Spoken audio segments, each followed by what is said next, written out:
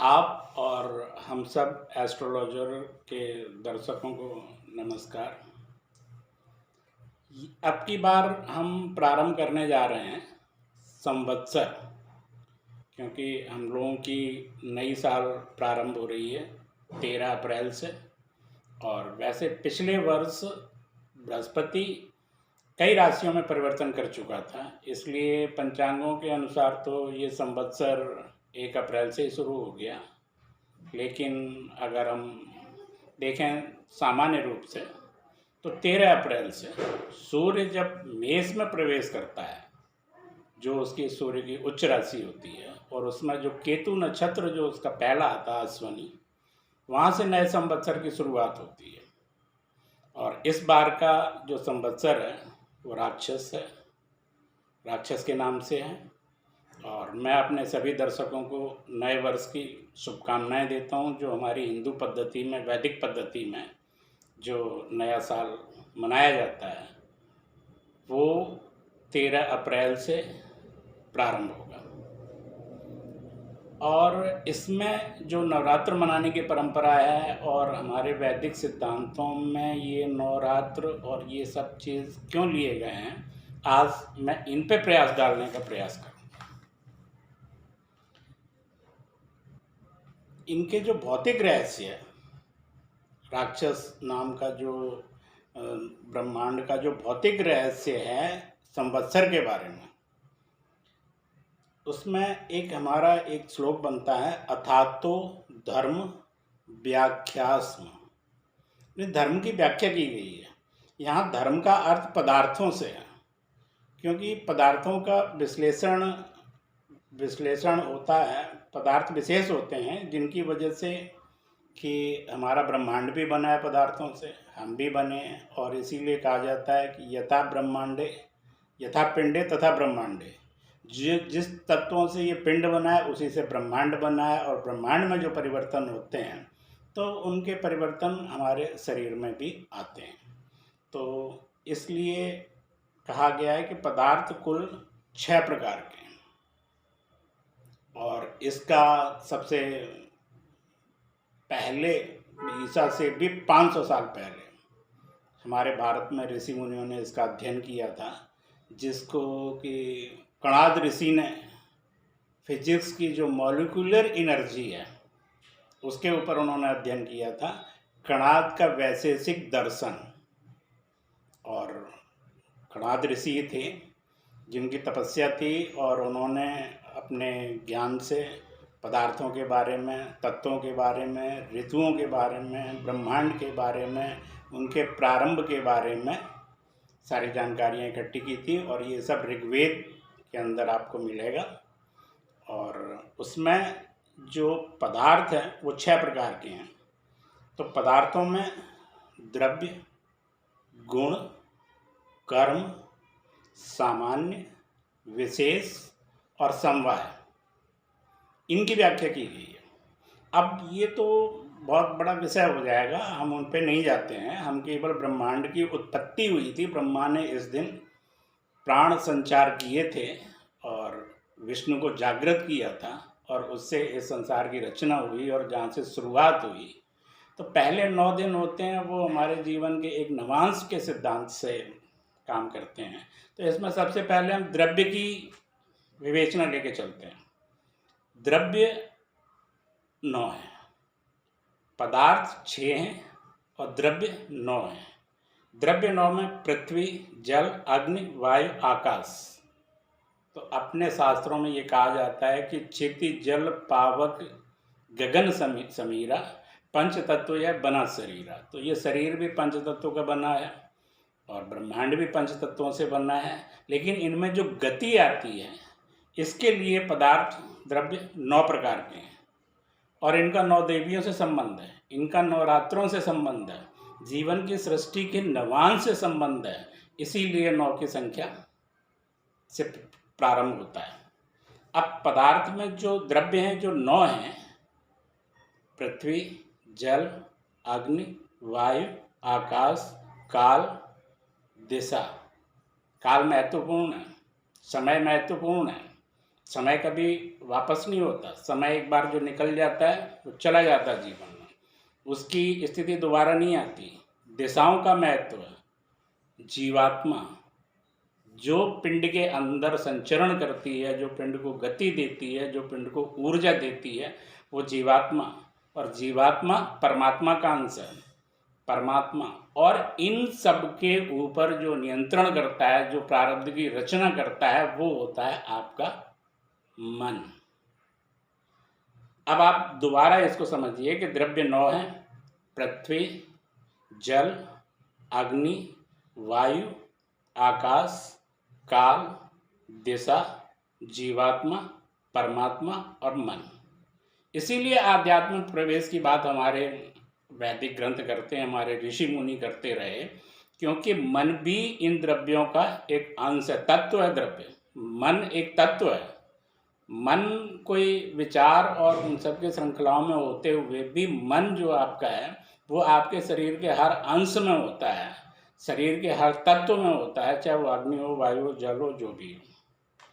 इसका वर्णन आपको मिलेगा कणाद के वैशेषिक दर्शन में, जो ईसा से भी 500 वर्ष पूर्व लिखा गया था, और इस दर्शन को उलूक दर्शन भी कहते हैं। इसके को कहते हैं कि कणाद का ही दूसरा नाम कश्यप था, और उन्हीं के समय में एक और ऋषि थे प्रशस्तपाद, जो उनसे भी पहले थे। उन्होंने पदार्थ धर्म संग्रह की रचना की थी। फिजिक्स विजिक्स तो ये बहुत बाद में आए हैं, और प्रशस्तपाद जो थे वो कणाद से भी और पहले के थे, 1100 वर्ष ये सब पूर्व में थे वो। और उदयन ने किरणावली और लक्षणावली लिखी, इनकी रचना की। और इन ऋषियों के बहुत बाद में इन्हीं सब के समूहों को मन से जोड़ के, इन द्रव्यों से जोड़ के, उन पदार्थों से जोड़ के ज्योतिष की रचना की गई। ज्योतिष इतना महान सब्जेक्ट है, लेकिन पहले हमारे जीवन में ये बहुत प्रयोग में था। ऋषि मुनि इसको बताते थे, उन्होंने परंपराओं में डाल रखा था, और जब हम अपने परंपराओं का पालन करके चलते थे तो जीवन में समस्याएं नहीं आती थी। और अब उन सिद्धांतों को जितने दूर होते जा रहे हैं, समस्याएं बढ़ रही हैं। बहुत बाद में ज्योतिष के सिद्धांतों की हुई। महर्षि कणाद की तपस्या ये थी कि वो अपनी आप को जागृत रखने के लिए, अपने आप को ऊर्जावान रखने के लिए जो भोजन करते थे, वो खेतों में जो अन्न गिर जाता था सिर्फ उसी को बीन के खाते थे। और इसी के लिए कहा गया है, आहार की शुद्धता पे इसीलिए बल दिया गया कि आहार शुद्ध हो, सत्व शुद्ध हो, सत्व शुद्ध हो, चित्त शुद्ध हो, चित्त शुद्ध हो, ध्रुव स्मृति। स्मृति ध्रुव तब होती है जब हमारे चित्त में शुद्धता हो। चित्त में शुद्धता तब आएगी जब हमारे अंदर सात्विक शुद्धता हो, और सात्विक शुद्धता का संबंध सीधा आहार की शुद्धि से होता है। इसीलिए व्रत, उपवास वगैरह करने की जो परंपराएं थीं वो आहार शुद्धि के लिए थी। और जो आपके शरीर के अंदर जो मन है, जो इन द्रव्यों और पदार्थों से मन को जो ऊर्जा मिलती है, उस मन को व्यवस्थित करने के लिए ये सब विधाएं बनाई गई थी। और ब्रह्मांड में इसीलिए आपका जो मन है वो बहुत महत्वपूर्ण है, बहुत महत्व रखता है। और यहीं से फिर चैत्र नवरात्रों की शुरुआत हो जाती है। चैत्र नवरात्र मृत्युलोक पे 6 ऋतुओं की दिव्य प्रकृति संवत्सर की प्रारंभ करता है। यही देह में समाये प्राणों को और नवग्रहों को ऊर्जा प्रदान करता है। प्राण पुरुषार्थ को उकसाते हैं, पुरुषार्थ से कर्म उभरता है, और कर्म से प्रारब्ध। यही गूढ़ रहस्य है ऋग्वेद का, जो ज्योतिष के द्वारा बाहर आता है कि आपका प्रारब्ध बनता कैसे। आपका प्रारब्ध बनने के लिए जो प्राण होते हैं, इसीलिए प्राणायाम की विधियां बताई गई हैं। इन सब के मूल में वही है, आपके मन को शुद्ध करना। और ग्रहों की जो ऊर्जा होती है, उन ऊर्जाओं से मन कैसे प्रभावित होता है और उनको पूजा पाठ परंपरा और वैदिक रीतियाँ जो भी सिद्धांत ज्योतिष में बनाए गए हैं, उन सब के मूल में मृत्युलोक की यही व्यवस्था है। और ये ऋग्वेद की मंत्र संहिता में कैद है। मृत्युलोक में की जा रही हर सांस में इसकी गूंज होती है और संवत्सर की हर ऋतु से ये रहस्य प्रभावित होता है। हर ऋतु में, हर दिन, हर क्षण आपके मन की दशा बदलती है, क्योंकि ब्रह्मांड में बृहस्पति, शनि और राहु, इनकी गतियाँ मैं पहले भी बता चुका हूँ। किसी की 30 महीने की होती है, राहु की 18 महीने की होती है, बृहस्पति की 12 महीने की होती है। सूर्य 12 महीने में 30 डिग्री, हर महीने 30 डिग्री निकल जाता है, लेकिन चंद्रमा 2.5 दिन में निकलता है। चंद्रमा की गति सबसे तीव्र है, और जिसकी गति तीव्र होती है उस पर सबसे ज़्यादा प्रभाव पड़ता है। इसीलिए जो 9 बताए गए हैं, इसमें जो 9 द्रव्य हैं, 9 द्रव्यों में पृथ्वी, जल, अग्नि, वायु, आकाश, काल, दिशा, जीवात्मा, परमात्मा और मन। मन को व्यवस्थित करने के लिए ही मंत्रों की ऊर्जा है, मंत्रों की व्यवस्था है। और मंत्रों से जितना आप करते हैं उससे हमारे मंत्र में जो ऊर्जा आती है। अब चैत्र मास की अमावस्या से नवरात्रे प्रारंभ होते हैं और यहाँ से हमारे प्राण जागृत होते हैं। ये मृत्युलोक का जीवन चक्र प्रारंभ माना जाता है पहले दिन से। इसमें चंद्रमास की जो पहला दिन होता है उसको प्रतिपदा कहते हैं, और इसी हिसाब से तृतीय, द्वितीय आगे बढ़ते चले जाते हैं। शुक्ल पक्ष का जो प्रथम 9 दिन होता है, इसको सुदर्शन चक्र की 9 शक्तियों से जोड़ा गया, जो कि आपके कर्मयोग और फलों का निर्धारण करते हैं। और मन के अनुसार जो आपके जैसे कर्म होते हैं, जैसे विचार होते हैं, जो आप पूर्व जन्म में करके आते हैं, उन्हीं से ये सब व्यवस्थित होते हैं। और इसीलिए इसमें जो देवियों का आह्वान किया, देवियों के बारे में जो किया गया है, उनमें जो प्रथम होती है मुख निर्मालिका, दूसरी होती है ज्येष्ठा, तीसरी होती है सौभाग्य, चौथी है श्रृंगार, विशालाक्षी, ललिता, भवानी, मंगला और महालक्ष्मी।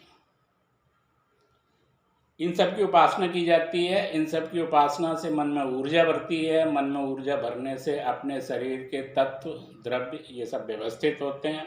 इसीलिए नवरात्रों के लिए कलश स्थापना करके और नवरात्रों की पूजा पाठ की व्यवस्था बनाई गई।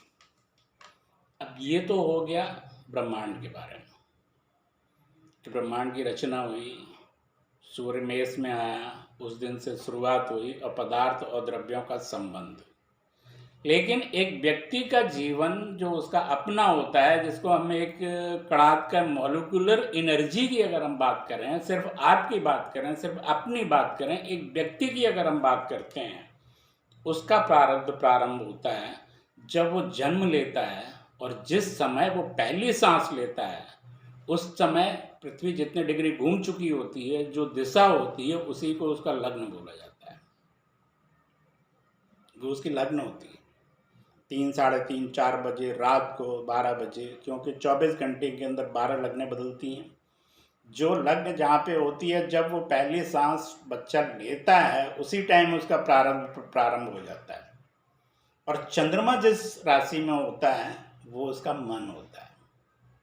और मन ही उससे, मन की 3 अवस्थाएं होती हैं, चेतन, अवचेतन, अचेतन। चेतन, अब इनके रहस्यों में हम बाद में जाएंगे। पहले यहाँ से उसके जीवन में होने वाली घटनाओं का, उसके जीवन में क्या क्या होना है, किस किस तरह से चलना है, कौन कौन से ग्रह किस जगह पे बैठे हुए हैं, उनकी ऊर्जा किस टाइप की होगी, किन किन ग्रहों से, 12 ग्रहों से जो उनका संबंध होता है, यहाँ से एक व्यक्ति के जीवन की व्याख्या की शुरुआत हो जाती है। और जिस दिन वो जन्म लेता है, उस समय सूर्य जिस डिग्री पर होता है, पूरे साल में जब सूर्य उसी डिग्री को से निकलता है, तो वो उसका वर्षफल, उसका वर्ष, उसका नववर्ष वहीं से प्रारंभ होता है। ये बात अभी जो पहले हो रही थी, वो तो संवत्सर के बारे में हो रही थी। संवत्सर तो चैत्र शुक्ल से शुरू हो गया, क्योंकि ब्रह्मा ने इस दिन सृष्टि की रचना की थी। लेकिन एक व्यक्ति का नववर्ष कब शुरू होता है?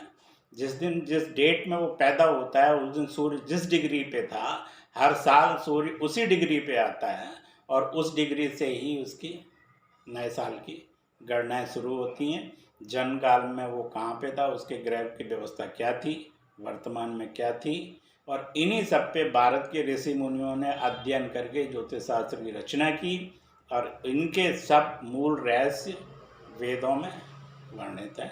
और ऋग्वेद की मंत्र संहिता में इनके बारे में कणाद ऋषि ने काफ़ी काम किया और उसके बाद लक्षणावली, प्रशस्तपाद, इन सब ऋषियों ने बहुत कुछ किया इसमें। अब हम इसमें एक एग्जाम्पल ले लेते हैं राम का और रावण का।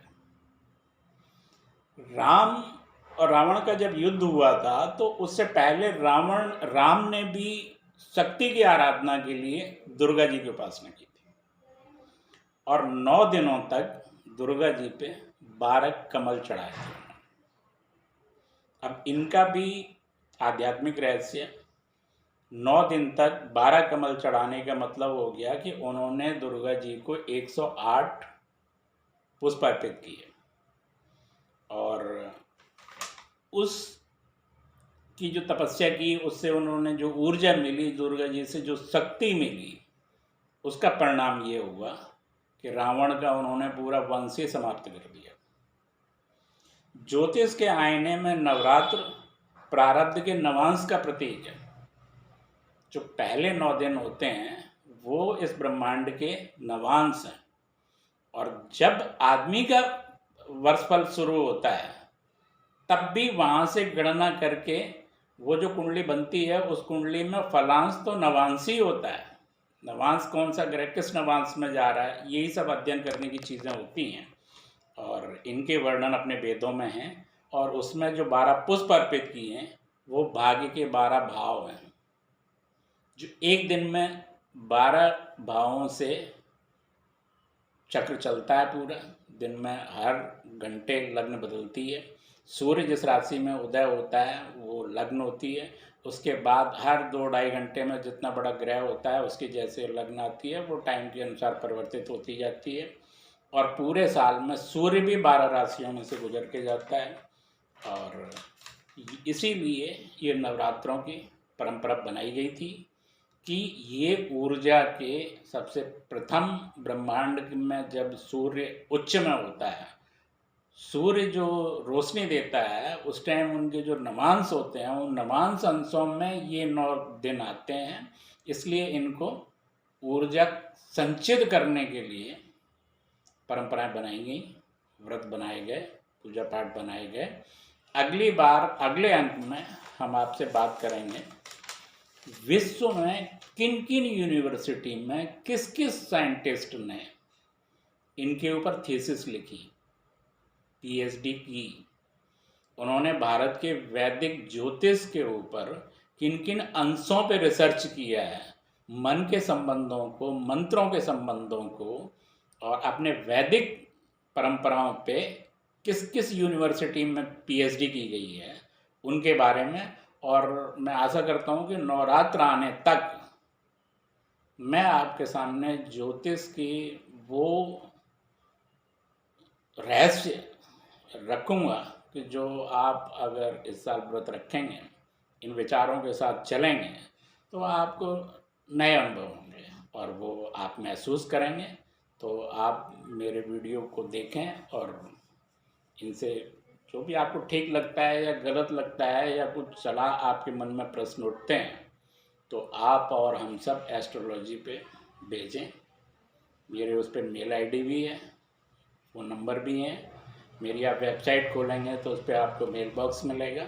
मेल बॉक्स में आप लिख के अपना फ़ोन और ईमेल नंबर और अपना जो भी आपका प्रश्न होता है वो आप उसमें डालिए, मेरे पास आएंगे और मैं प्रयास करूँगा कि हमारे समाज को, देश को एक ज्योतिष के संबंध में एक ऐसी दिशा मिलनी चाहिए, एक ऐसी दशा आनी चाहिए कि इसकी उन्नति के लिए कुछ प्रयास किया जाए। नमस्कार।